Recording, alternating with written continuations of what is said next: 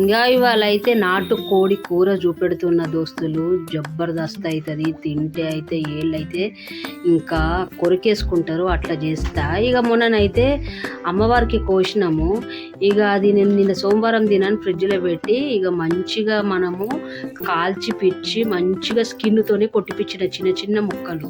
ఇక కొట్టినాక 2 సార్లు మంచిగా పసుపు ఉప్పేసి మంచిగా కడిగిన స్కిన్తోని బాగుంటుంది టేస్ట్.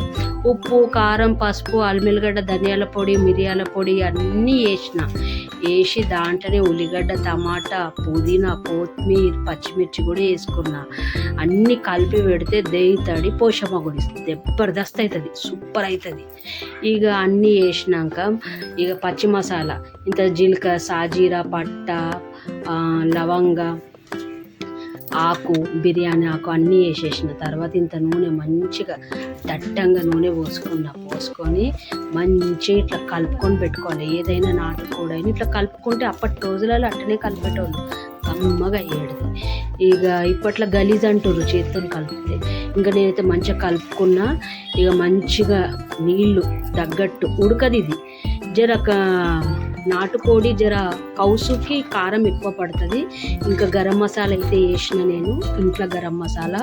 మంచిగా నీళ్ళు పోసేసుకున్నా, మంచిగా ఉడకాలని కరెక్ట్ ఒక 5 విజిల్ ఇచ్చినాక ఆవిరిపోయినాక తీసిన. ఎంత జబర్దస్త్ అయింది. గుమా గుమా గుమా, గుప్పు గుప్పు గుమా, జబర్దస్త్ కొడుతుంది వాసన.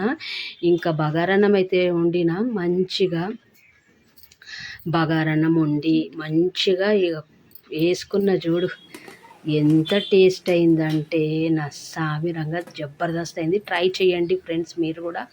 ఎంత అయితే అంత అట్లా కూరలు అన్నీ కలిపి వండుకొని తింటే అమ్మ పాత రోజులు గుర్తుకొస్తాయి. అప్పటోళ్ళు ఇట్లనే తిన్నారు.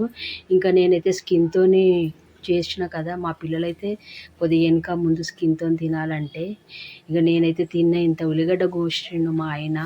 చూడండి ఫ్రెండ్స్ ఎంత కమ్మగుందైతే. ట్రై చేయండి మీరు కూడా ఎప్పుడన్నా ఇట్లా. ఇక ఇవాళనైతే ఒక పట్టున నాటుకోడి కూరతోటి. నచ్చితే లైక్, షేర్, సబ్స్క్రైబ్ చేయండి ఫ్రెండ్స్. అన్ని వీడియోస్కి సపోర్ట్ చేయండి. బాయ్.